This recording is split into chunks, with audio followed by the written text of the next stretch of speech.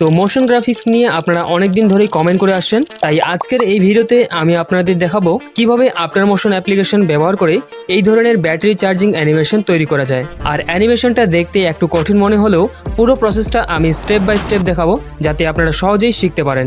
তো আর সময় নষ্ট না করে চলুন শুরু করা যাক আজকের ভিডিও।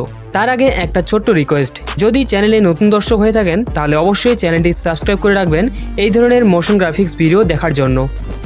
আফটার মোশন অ্যাপ্লিকেশনটা ওপেন করে প্লাস আইকনে ক্লিক করে একটা রেক্ট্যাঙ্গেল শেপ অ্যাড করে নেবেন।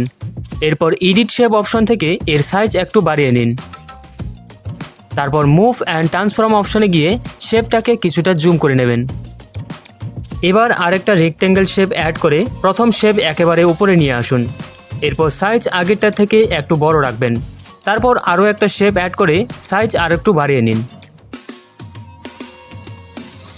এখন এই দুইটা শেপ একসাথে সিলেক্ট করে গ্রুপ করে নেবেন।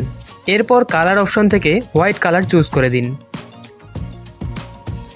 এবার প্রথম রেক্ট্যাঙ্গেল শেপে ফিরে আসুন আর কালার অ্যান্ড ফিল অপশনে গিয়ে কালার ব্ল্যাক করে দিন। তারপর কালারের পাশে কালার অফ অপশনটা এনেবল করে রাখবেন। এরপর বর্ডার অ্যান্ড শ্যাডো সেকশনে চলে যান, সেখানে স্ট্রোক এনেবল করে স্ট্রোক কালার হোয়াইট করে সেট করে দিন। এখন শেপ অপশন থেকে আরেকটা শেপ অ্যাড করুন এবং এর কালার গ্রিন করে দিন। তারপর মুভ অ্যান্ড ট্রান্সফর্ম অপশন থেকে শেপটাকে রেক্ট্যাঙ্গেলের উপর জুম করে ফিট করে নেবেন। এরপর গ্রিন শেপটাকে দুইটা লেয়ারের মাঝখানে নিয়ে আসুন।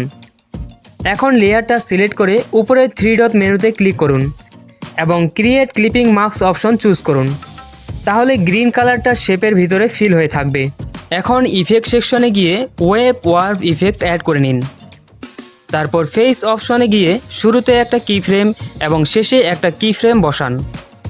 এবার শেষের কি ফ্রেমে গিয়ে এর ভ্যালু 3.50 করে সেট করে দিন। এরপর স্পেসিং অপশনে গিয়ে এখানেও শুরুতে একটা কি ফ্রেম এবং শেষে আরেকটা কি ফ্রেম অ্যাড করবেন। প্রথম কি ফ্রেমের ভ্যালু 6.6 এবং শেষের কি ফ্রেমের ভ্যালু 12 করে সেট করে দিন। তাহলে সুন্দর একটা ওয়েব অ্যানিমেশন তৈরি হবে। এবার গ্রিন অ্যানিমেশন লেয়ারটা সিলেক্ট করে মুভ অ্যান্ড ট্রান্সফর্ম অপশনে চলে যান আর শুরুতে একটা কি ফ্রেম এবং শেষে আরেকটা কি ফ্রেম অ্যাড করুন। তারপর শেষের কি ফ্রেমে গিয়ে লেয়ারটাকে একেবারে উপরের দিকে নিয়ে যান।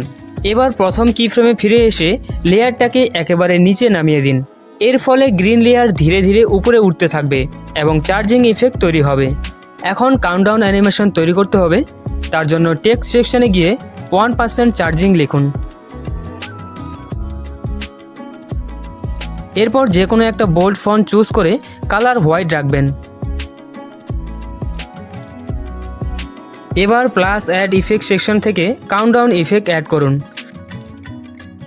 শুরুতে এবং শেষে একটা করে কি ফ্রেম বসিয়ে দিন। তারপর শেষের কি ফ্রেমে গিয়ে কাউন্টডাউন ভ্যালু 100 করে সেট করে দিন। তাহলে পার্সেন্টেজ ধীরে ধীরে 1 থেকে 100 পর্যন্ত কাউন্ট হবে। সবশেষে গ্লো ইফেক্ট অ্যাড করতে হবে। তার জন্য প্লাস আইকনে ক্লিক করে একটা শেপ অ্যাড করুন। এরপর 3 ডট মেনুতে গিয়ে ফিল কম্পোজিশন এরিয়া অপশনটা চুজ করুন। এখন ইফেক্ট অপশনে গিয়ে কপি ব্যাকগ্রাউন্ড ইফেক্ট অ্যাড করুন। তারপর আবার ইফেক্ট সেকশন থেকে ডিপ গ্লো এনহ্যান্স এই ইফেক্টটা অ্যাপ্লাই করে নিন। এবার কালার রেডিয়াস অপশনে গিয়ে ইন্টেন্সিটি নিজের পছন্দ অনুযায়ী অ্যাডজাস্ট করে নেবেন।